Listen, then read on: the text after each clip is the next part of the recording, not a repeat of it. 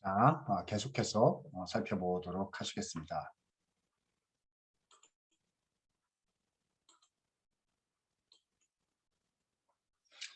자, 여자의 후손에서 이어지는 그 다음 창세기의 내용으로 들어가겠습니다.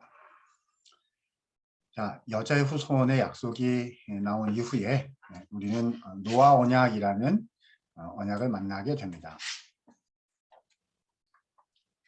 자, 이 노아 언약은요, 창세기 6장에서 시작해서 9장 정도까지 나타나는 언약이다라고 이야기할 수가 있겠습니다. 우리는 흔히 노아 이야기를 생각을 하면 홍수를 가장 중요하게 언급을 하곤 합니다. 노아 홍수죠. 여러분이 노아 홍수가 무엇을 의미하는 것일까요? 그렇죠. 하나님 앞에 범죄한 인간들에 대한 죄인들에 대한 심판을 뜻하는 것이었을 겁니다. 그런데 이 심판이 어떤 방식으로 나타났죠? 피조 세계에 대한 홍수라는 형식으로 나타났습니다. 그렇죠? 자, 이것은요. 어떤 창세기에서 어떤 의미가 있을까요? 이것은 하나님께서 창조 질서에 대한 하나님의 통치 행위를 창조 통치함으로 창조 질서를 세우시는 것이잖아요. 그것이 창조 사건이었고요. 이 창조 사건을요. 이것을 이제 센 말로 표현하면 이제 창조 질서의 파괴다라고 할 수 있을 것이고요. 이제 나중에 하나님께서 다시 회복을 시켜 주셨으니까 하나님께서 창조 질서에 대한 섭리를 잠시 거두어 가신 사건이었다라고 볼 수 있겠죠. 그러니까 간단하게는 decreation이다 이렇게 부르게 됩니다. 창세기 1장 2절로의 회귀다. 모든 것이 물에 덮여 있었던 그 시점으로의 회귀다라는 거죠. 차이가 있어요. 자, 이렇게 물이 있는데 이 물에 자, 뭐가 떠 있습니까? 방주가 떠 있는 것이죠. 방주 안에 모든 생명체가 종류대로 들어가게 하셨거든요. 이 방주는 무엇일까요? 피조 세계 전체의 모형인 거죠. 모형입니다. 그래서 이 방주로부터 모든 것이 새로 시작되게 하신 거예요. 그래서 이제 홍수가 거두어지고 그다음에 노아 언약이 나타나게 됩니다. 자, 언약이라는 표현 자체가 어디에 나오고 있느냐 하면요.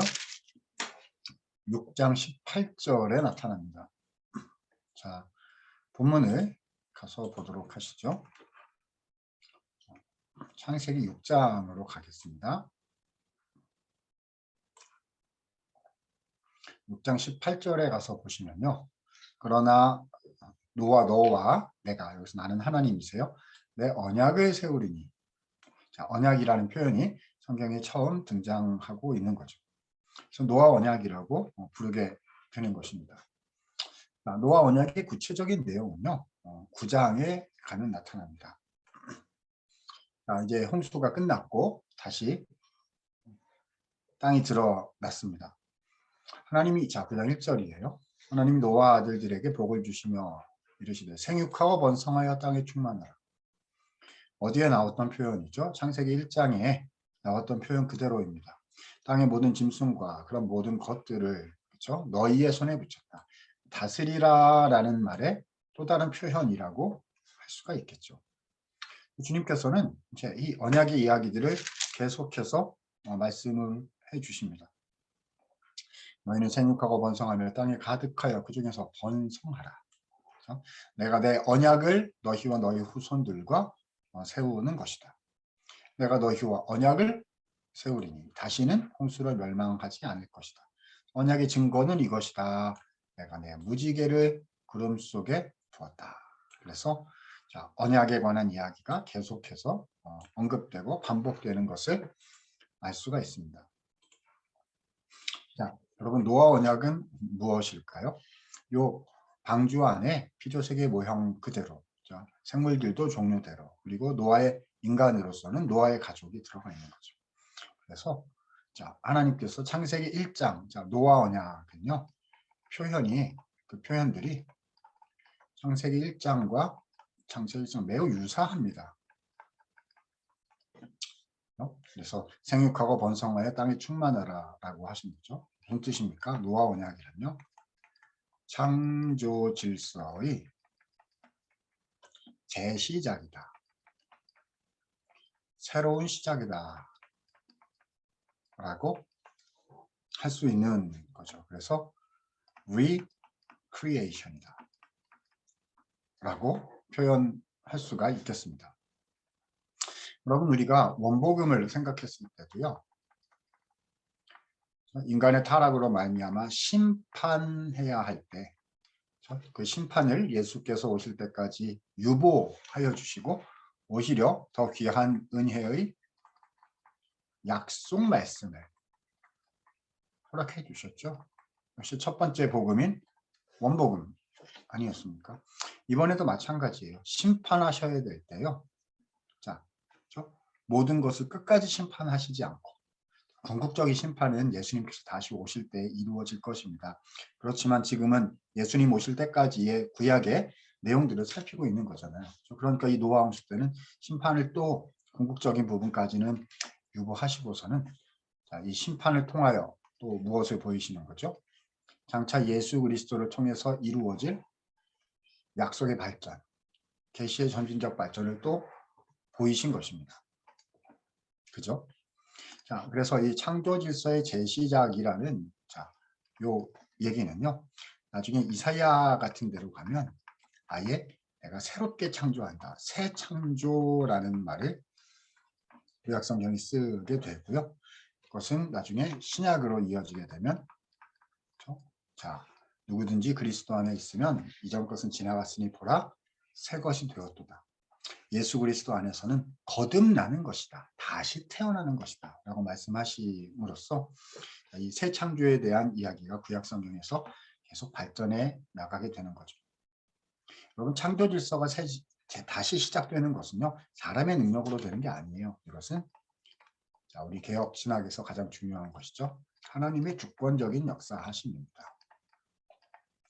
노아 때 다 홍수로 심판하셔야 하는데, 그렇죠?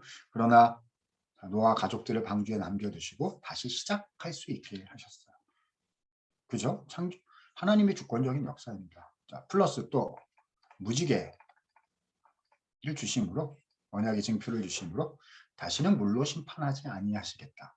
하나님께서 주권적으로 창세기 1장부터 말씀하신 그 주인 나라의 역사를 하나님의 주권으로 완성해 가시겠다라는 하나님의 주권적인 역사하심을, 자, 이 노아 언약을 통해서 우리에게 또 보여주셨다라고 우리가 정확하게 짚어야 할 것입니다. 자, 그 다음 아브라함 언약 부분으로 가보도록 하겠습니다.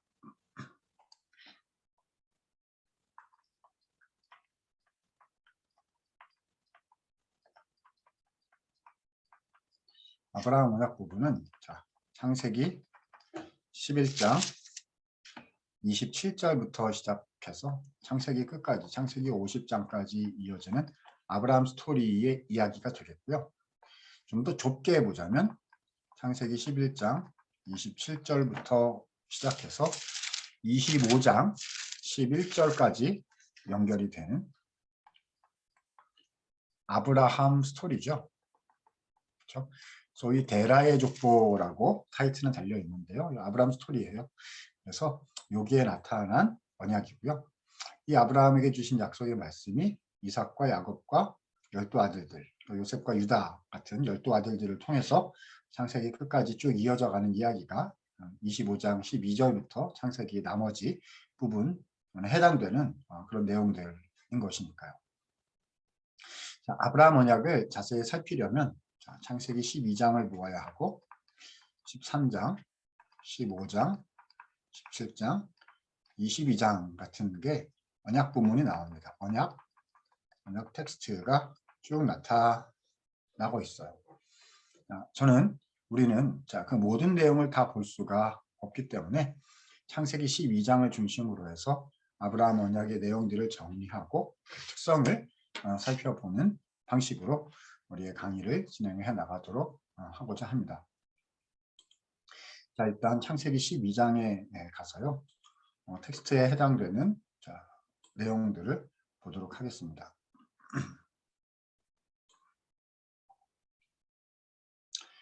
자, 12장 1절부터 3절. 매우 중요하죠. 너무너무 중요합니다. 자, 같이 한번 읽어본 후에 말씀드릴 수 있도록 하겠습니다. 여호와께서 아브라함에게 이르시되 너는 너의 고향과 친척과 아버지의 집을 떠나 내가 너에게 보여줄 땅으로 가라.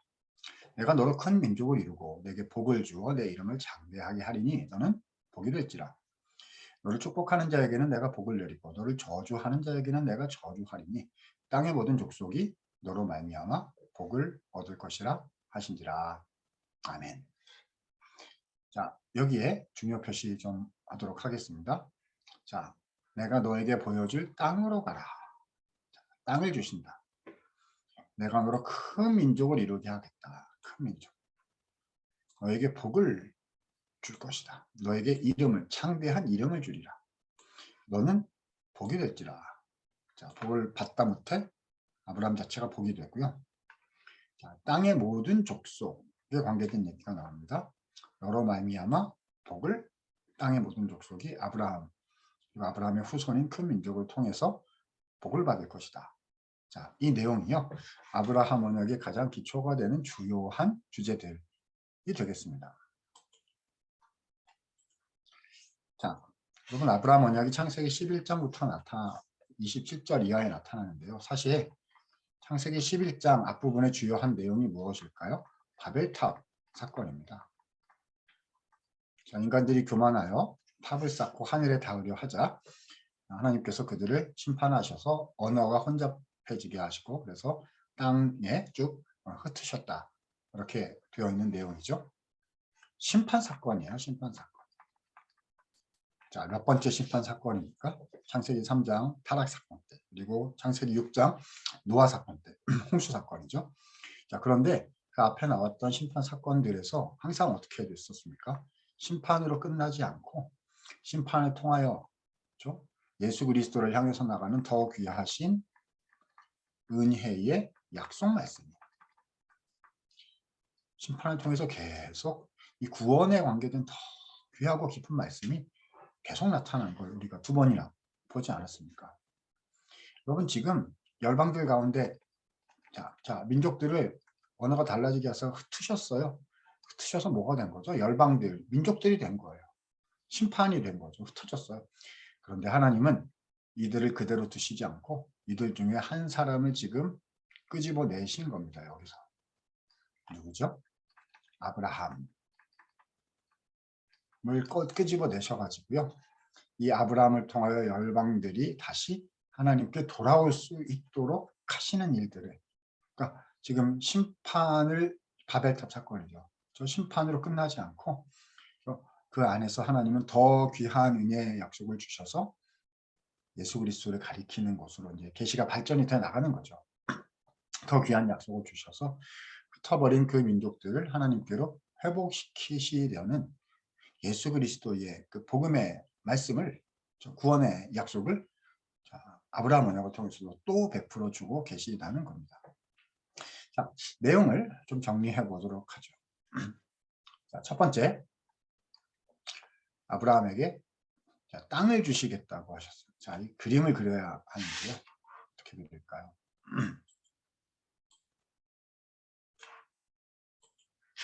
자, 여기에 열방이 있단 말입니다. 민족들이 있어요. 열방이죠. 이들이 왜 이렇게 흩어졌죠? 바벨탑 사건 때문이었어요. 여기 하나님이 계시고요. 그런데 이 중에서 하나님은 한 사람을 끄집어내셨습니다. 누구입니까? 아브라함이라는 한 개인을 꺼내셨죠. 그렇죠? 자, 그래서 이 아브라함에게 약속을 주십니다. 자, 내가 너에게 무엇을 주겠다? 땅을 주겠다라고 말씀하셨어요. 그렇죠? 자, 이 땅은 어떤 땅일까요? 마치 그렇죠? 에덴 동산에 다시 한번 나타나서 기회를 주는 것 같은 신학적 의미가 있는 겁니다. 그렇죠? 어떤 땅이죠? 가나안 땅이에요. 에덴 동산이 만해서 아담과 하고 순종했더라면 에덴 동산뿐만 아니라 모든 공간과 시간이 다 하나님의 나라로 종말론적으로 완성이 됐겠죠. 가정이지만요. 근데 실패했어요. 그러니까 주님은 이제 특별한 한 땅을 선택을 하셔서 그 땅 가운데 특별한 한 인물을 선택하시고 누구죠? 아브라함이요. 그렇죠. 그리고 이스라엘 민족이 되는 거죠. 그들이 그게 끝이 아니고요. 가나안이 핵심이 아니고 아브라함 이스라엘 민족이 핵심이 아니고요. 어떻게요? 확장이 되어서 그렇죠? 모든 열방 가운데 그렇죠? 모든 민족들 가운데 모든 시간과 공간 가운데 하나님의 왕국 창세기 1장에 보이셨던 그 주님이 통치하시는 필요 세계가 다시 한번 완성이 되도록 다시 한 번이 아니죠. 궁극적으로 하나님의 구속 경륜에 따라 완성이 되도록 하신다는 거예요. 그래서 땅을 주시겠다. 자, 땅의 약속이 나타납니다. 그렇죠? 자, 그런데 이 땅에 들어가서 살 누가 있어야 되는 거죠? 큰 민족. 아브라함이 앞으로 큰 민족을 이루게 된다. 자, 그럼 뭘 주셔야 되죠? 후손을 주셔야 됩니다. 자, 12장 1절에서 3절에는 후손이란 말은 안 나오는데 13장부터 후손이란 말이 매우 많이 나옵니다. 자, 원어로는 째라예요. 어디에 나왔던 용어일까요? 여자의 후손. 창세기 3장 15절. 원복음에 나왔던 바로 그 표현이죠. 그래서 이 후손이 큰 민족을 이룬다는 말씀을 창세기에서는 굉장히 다양한 표현을 활용해서 표현해내고 있습니다. 하늘의 별과 같이 많아질 것이다. 땅의 티끌같이 많아질 것이다. 바다의 모래와 같이 많아질 것이다. 그래서 큰 민족을 이룬다는 것입니다. 자, 그래서 하나님께서요. 아브라함에게 복을 주시고 그래서 아브라함 자체가 복이 됩니다. 그렇죠? 근데 이 복이 통로가 된다는 거예요. 어디를 향한? 땅의 모든 민족을 향한 통로가 된다. 아브라함은 복의 통로인 거죠. 그러니까 자신이 하나님께로 부름 받아서 하나님의 사람이 되었던 것처럼 이제는 아브라함을 통해서 정확히 말하면 나중에 아브라함의 후손인 큰 민족 이스라엘이죠. 그들을 통해서 여러분 이게 나중에 어디로 큰 민족이 어디로 연결되는 거죠? 아브라함은 누구랑 연결되는 거예요? 예수 그리스도. 이 큰 민족은 예수 그리스도의 몸된 교회. 신약교회예요. 이렇게 되는 거죠. 나중에 열방들이 있는데 이 열방들을 그렇죠? 끄집어내는 예수 그리스도 사건이죠. 그래서 하나님께로 회복시키는 열방을 향한 복의 통로, 열방을 향해서 가서 열방들이 예수 그리스도에 돌아오게 되는 이 그림을 지금 아브라함 언약이 보여주고 있다는 것이죠. 여러분 이해가 되시죠? 그래서 이 요소들을 여러분께서 잘 기억해 두시면 좋겠어요. 어떤 요소들입니까? 자, 아브라함 언약은요. 하나님께서 아브라함에게 그렇죠? 후손을 주신다. 그래서 큰 민족이 되게 하시고 그들이 땅을 얻어 살게 되는데 민족들을 하나님께로 돌아오게 되는 열방의 통로가 되는 것이다. 그것이 아브라함 언약에 나오는 주요한 그림, 요소, 중요한 주제들이 되겠습니다. 하나만 더 추가하면요. 18장, 19장에 가보면 아브라함으로 하여금 정의와 공의를 행하게 하신다. 라는 표현이 또한 나타나고 있으니까요. 자, 이 부분도 여러분께서 기억해 두시면 좋겠다. 정리를 좀 해보면요. 아브라함 언약의 특징이 있습니다. 아브라함 언약은요. 첫 번째, 개인적 언약이 되겠습니다.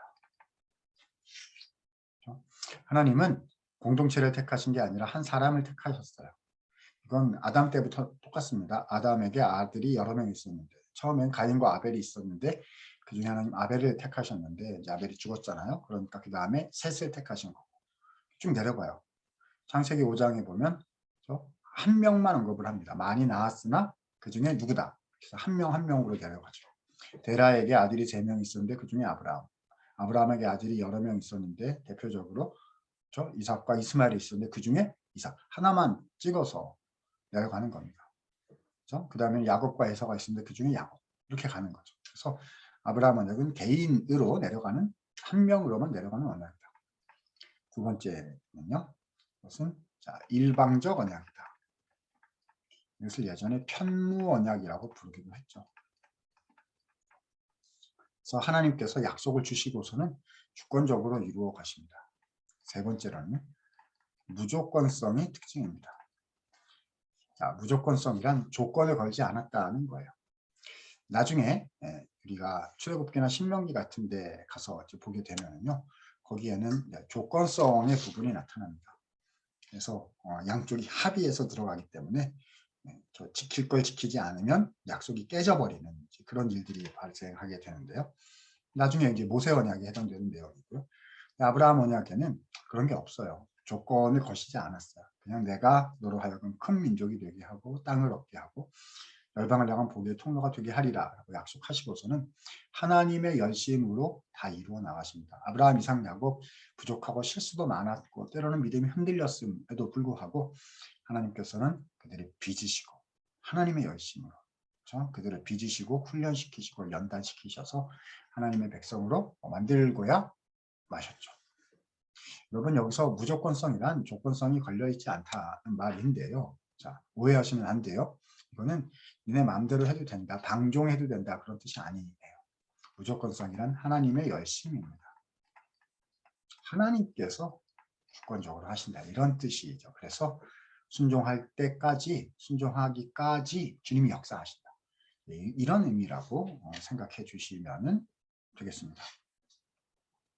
자, 계속해서 우리는 좀 더 이어서요. 얘는 모세 언약으로 한번 가볼 수 있도록 하시겠습니다.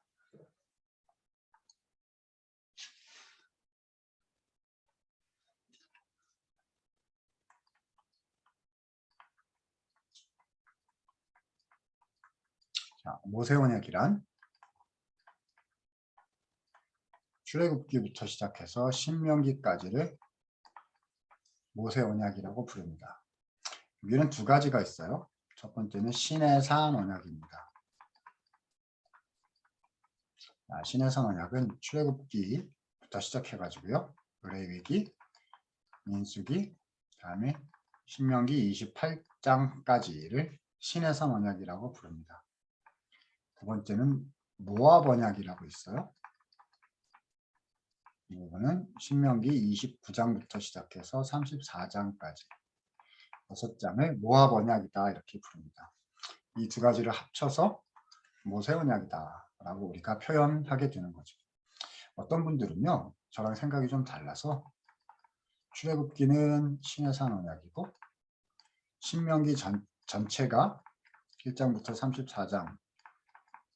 34장이 끝이에요. 1장부터 34장 이 전체가 모압 언약이다 이렇게 생각하시는 분들이 계시는데 뭐 일리가 있을 수 있지만 저는 여기에 이제 동의하지는 않습니다. 저는 어떻게 생각하느냐 여기에 적은 것처럼 이렇게 생각을 합니다. 그래서 시내산에서 출애굽하자마자인 거죠. 출애굽 제2년에 시내산에서 언약 말씀을 받았는데 그게 출애굽기에 기록이 되어 있고 그 영향의 흐름이 신명기 28장까지 가고요. 근데 그거에 추가해서 새로 말씀해 주신 모압 언약은 신명기 29장부터이다라고 생각합니다. 학자들에 의해서 이제 견해가 좀 다를 수 있는데요.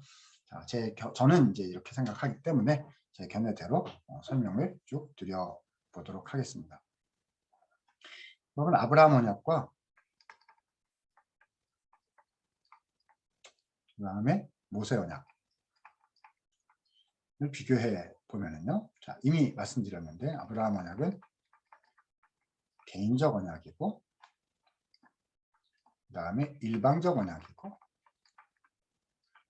편무 언약이다 이렇게 부른다 했죠. 그 다음에 무조건성 강조된 언약이다 한다면 모세 언약은 공동체 언약입니다. 민족 언약이에요. 그럼 출애굽기에 나타나는 얘기가 뭡니까? 출애굽시켜서 가나안 땅에다가 백성들을 이스라엘을 데리고 가서 거기서 하나님 백성으로 가나안 땅에 살게 만든다는 거잖아요. 그렇죠? 자, 그래서 이제는 아브라함 언약 때처럼 한 개인으로 이렇게 내려가는 게 아니라 이게 12지파가 돼버려요. 야곱의 12아들들 중에는 하나만 선택해서 내려가는 게 아닙니다. 여러분, 아브라함의 자손 이스마엘 중에 이스마엘은 제꼈어요. 그렇죠? 야곱에서 중에서 에서는 제꼈어요. 그러나 야곱의 12아들들 중에서 제끼는 건 없습니다. 그 중에 이방 민족이 되는 지파가 있나요? 없잖아요. 12아들들은 하나님의 언약 안에 다 들어오는 겁니다.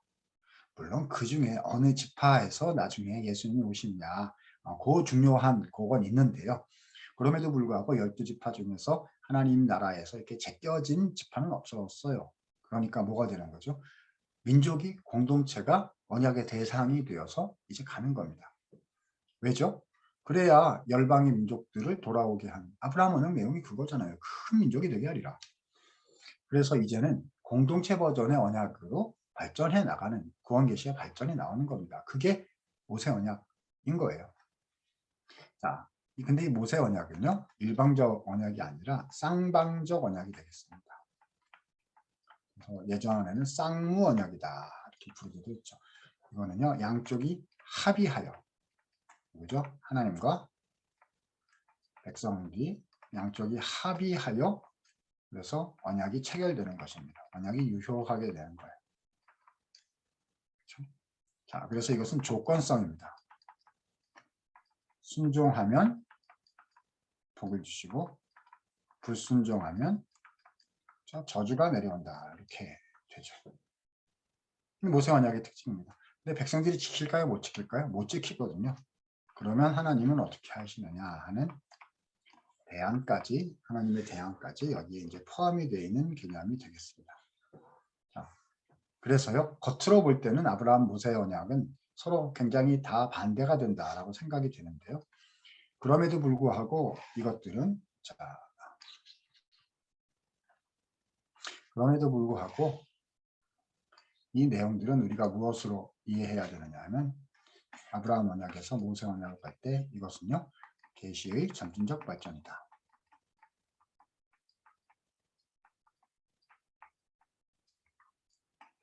라는 시각으로 우리가 살펴야 될 것입니다. 다시 말해서요, 반대가 되는 것처럼 보여도요, 이 두 가지는 합쳐서 통전적으로 그렇죠?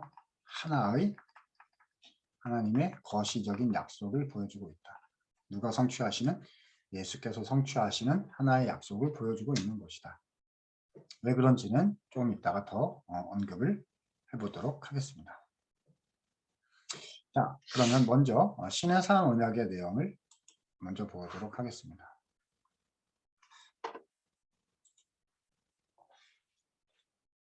시내산 언약은 어디에 나오느냐 하면은요,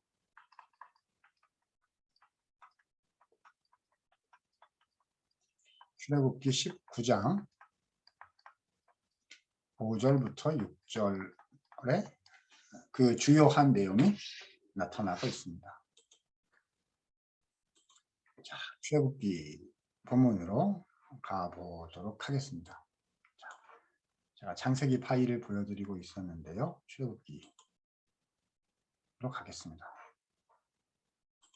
출애굽기 19장에 보면 자, 출애굽한 이후에 하나님께서 모세를 통해서 백성들을 모으십니다.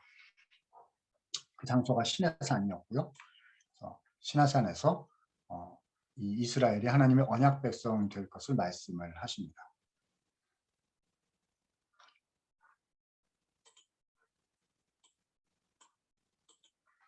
1절 보시면요. 이스라엘이 애굽 땅을 떠난 지 3개월이 되던 출애굽 제 1년 3월이 되겠죠.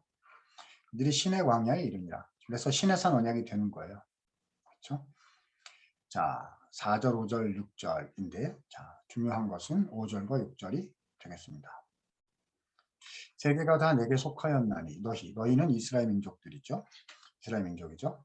너희가 내 말을 잘 듣고 내 언약을 지키면 자, 언약이란 표현이 나와서 이게 신에서는 언약이 되는 겁니다. 너희는 모든 민족 중에서 내 소유가 되겠고 너희가 내게 대하여 제사장 나라가 되며 거룩한 백성이 되리라. 너희는 이 말을 이스라엘 자손에게 전할지니라. 자, 이 표현이 너무너무 중요한 신의 산 언약의 핵심 표현이 되겠습니다. 자, 한서하면서 말씀을 드리도록 하죠. 여러분, 요 전에 아브라함 언약할 때 봤던 요 그림을 생각하시면서 신의 산 언약 이야기 들어주시면 좋겠습니다. 자, 열방이 있어요. 열방들이 있습니다. 민족들이 있는 거죠. 하나님 계세요.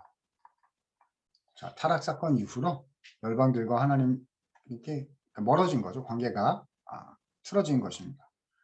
자, 타락하고 심판이 임해야 되는 거예요. 근데 하나님께서는 이들을 구원하셔서 하나님 나라를 완성하시기를 원하셨기 때문에 이 중에서 하나를 꺼내셨어요. 누구입니까? 자, 아까는 개인 언약 버전에서는 이게 아브라함이다 이렇게 얘기를 했었죠. 이번에는 뭡니까? 이스라엘 민족이죠. 언약 백성입니다. 그래서 뭐라고 말씀하셨냐 하면은요. 너희가 열방들 중에서 아까 5절에 뭐라고 말씀을 했습니까? 너희가 내 말을 잘 듣고 내 언약을 지키면 모든 민족 중에서 내 소유가 될 것이다. 하나님의 소유입니다. 소유라는 말이 세굴라라는 히브리어인데요. 이것은 어떤 특정 대상에게 소속이 된 그런 소유, 특별한 소유를 얘기하는 겁니다. 하나님께 속하게 됐다는 거죠. 그런데 여기서 하나님의 소유가 되었으면 자, 이들이 하는 일은 무엇이냐? 역할은 무엇이냐? 5절에 자, 제사장 나라가 되며 거룩한 백성이 될 것이다. 자, 그림을 설명을 위해서 거룩한 백성을 위에다가 쓰고 제사장 나라를 밑에다 쓰겠습니다. 자, 누가 거룩한 백성 제사장 나라예요? 이스라엘이요. 그렇죠? 자, 거룩의 의미, 카도시라고 부르죠. 거룩의 의미는 무엇입니까? 구별됨입니다. 거룩은 분위기가 아니에요. 구별이 됐다는 거죠. 원래 거룩이란 말은 하나님께만 쓸 수 있는 말이에요. 우리는 거룩하지 않죠. 이스라엘은 거룩하지 않아요. 죄에 물들었죠. 그런데 하나님께서 꺼내셨어요. 그래서 거룩하게 되었다. 구별되게 되었다. 그러니까 이 거룩이란 뭐뭐로부터 라는 의미와 어디를 향하여 라는 의미가 두 개가 다 있는 거예요. 뭐죠? 열방으로부터의 구별이죠. 다르다는 거예요. 열방과 세상과는 다르다는 거죠. 누구를 향해서? 하나님을 향하여. 누굴 닮았다는 거니까? 하나님을 닮았다. 열방과는 다르게 하나님을 닮는 거죠. 아까 마치 창세기 1장에서 이야기했던 자, 하나님을 닮았다. 하나님의 모양이라는 단어랑 의미가 유사한 거죠. 이거는 위를 향한 방향성이다. 부르심을 받아 세상과는 다르게 하나님께 속하게 되었다. 그래서 하나님을 닮은 삶을 살아가야 된다. 거룩한 백성이라는 뜻이죠. 두 번째, 제사장 나라입니다. 자, 나라라고 번역을 했는데 이것은 통치, 원문에 보면 통치, 다스림이라는 뜻이에요. 자, 뭘로 통치한다고요? 통치란 왕인데, 근데 자, 특이한 표현이죠. 뭘로 통치한다? 제사장 방식으로 통치한다. 여러분, 제사장이 뭡니까? 제사장은 헬퍼 개념이에요. 도와주는 개념이죠. 누굴 도와주는 거죠? 죄인들이 하나님께 나와서 제물을 드려서 제사를 드려서 죄를 용서받고 하나님과의 관계가 화목해질 수 있도록 도와주는 사람을 제사장이라고 부르는 거죠. 그런데 지금 누가 제사장 역할을 한다는 거예요? 이스라엘 백성이 제사장 역할을 한다는 거예요. 그러면 이스라엘 백성이 다른 누군가를 도와준다는 얘기일 건데요. 누굴 도와주는 거죠? 그렇죠. 나온 곳으로 다시 가서 영향력을 행사하는 열방을 도와주는 거죠. 그래서 열방들도 하나님께로 올 수 있도록 하는 것. 그게 제사장적인 역할이에요. 이것이 뭐죠? 통치, 하는 방식이라는 거죠. 자, 이것은요. 창세기 1장대로 표현하자면 하나님의 형상. 아까 형상과 모양을 이렇게 나누어 볼 수는 있지만 사실은 같은 거라고 했잖아요. 이것이. 거룩한 백성 제사장 나라도 마찬가지죠. 하나님을 닮았기 때문에 이 이스라엘 백성이 하나님을 닮았기 때문에 그래서 열방들이 이스라엘 백성을 보고 우리도 주님을 믿겠습니다. 이스라엘의 여호와를 돌아가겠습니다. 이렇게 되는 그림을 거룩한 백성 제사장 나라라고 표현하고 계신 거죠. 그러니까 제사장 나라는 아래를 향해 나아가는 방향. 세상으로 돌아가라는 말이 아니라 그들도 건져서 하나님께로 오게 한다. 이 거룩한 백성 제사장 나라라는 표현 기억해 두시고요. 이것이 바로 신의 산 언약 백성의 정체성입니다. 언약 백성 정체성이다. 그래서 나중에 어디로 연결되죠? 베드로전서 2장 9절. 너희는 거룩한 나라요 왕 같은 제사장 되리요. 너희를 어두운 가운데서 불러내신 그분의 아름다운 덕을 선언하게 하려 하심이라. 똑같은 이야기가 신약교회로 연결이 되어서 지금 표현이 되고 있는 것이죠. 아까 아브라함 언약할 때 말씀드렸었잖아요. 그렇죠. 예수 그리스도의 몸된 교회가 열방을 향해서. 그렇죠? 자, 이 그림이 어디에 표현이 되어 있는 거죠? 신의 선언약에 그대로 표현이 되어 있는 것입니다. 자, 그런데 19장 5절에요. 너희가 이 언약 백성으로 살려면 내 말을 잘 듣고 하나님의 말씀을 지켜야 된다라는 말씀에 대한 언급이 있었어요. 그죠? 그건 뭐죠? 율법을 가리키는 말입니다. 율법입니다. 율법. 거룩한 백성 제사장 나라를 어떻게 살아낼 수 있겠어요? 그 방법이 뭐죠? 율법인 겁니다. 여러분, 구약 성경에서 율법을 지켜서 구원받은 게 아니에요. 율법을 지켜서 구원받은 적은 한 번도 없습니다. 그죠? 구약은 율법이고 신약은 은혜다. 아니에요. 틀려서 그건 세대주의적인 접근 방법이고 개혁주의는 그렇게 이해하지 않습니다. 하나님의 구원 방식은 어제나 오늘이나 내일이나 구약이나 신약이나 동일합니다. 오신 예수 그리스도의 시점의 차이가 있을 뿐이지 구약이나 신약이나 예수 그리스도의 구속 사건으로 말미암아 그 약속의 말씀을 믿음으로, 그렇죠? 믿음도 주님의 선물이니까요. 그렇죠? 그 약속의 말씀을 믿음으로, 그렇죠? 구원은 은혜의 선물로 받는 것이죠. 예수님 때문에 구원받는 것입니다. 구약 처음부터 신약까지 다 마찬가지예요. 자, 그럼 뭐죠? 율법은요. 하나님 백성으로 살아내기 위한, 그렇죠? 그 길인 거죠. 방도인 것입니다. 물론 이 율법대로 지키지 않으면 하나님 백성으로 살아내지 않은 것이기 때문에 하나님께서 책망하신다, 심판하신다라는 얘기가 이제 따라 나오기는 합니다. 신약성경에 있어요. 근데 설명할 거고요. 그렇죠? 그럼에도 불구하고 이 율법은요, 율법을 지켜서 구원받으라고 처음부터 주신 것은 아니고요. 구원받은, 그러니까 이 구약 시대의 표현대로는 언약 백성이 되었기 때문에 율법을 지켜야 된다라고 말씀해 주시는 거죠. 자, 그래서요, 신의 산 언약을 다시 정리해 보자면요. 공동체 언약이고, 그래서 쌍무적인 언약이고, 조건성의 언약이다라고 우리는 정리해 볼 수가 있게 되는 거죠. 그 구체적인 내용은 정체성으로는 거룩한 백성 제사장 나라. 그리고는 두 가지. 저는 신의 산 언약 체결 결과로 우리에게 주신 선물이 두 가지가 있다. 첫 번째는 율법입니다. 삶의 방식인 거죠. 어떻게 하나님 백성으로 살아내서 제사장 나라 거룩한 백성 역할을 실제로 해낼 수가 있겠느냐. 그걸 위해서 율법을 주셨다라는 것이고요. 두 번째는 성막, 성전이죠. 하나님의 임재, 주님의 동행을 타는 공간이죠. 그렇죠? 그리고 거기서 제사를 드려서 죄를 용서받게 되는 그런 이제 내용들이 이제 같이 나타나겠죠.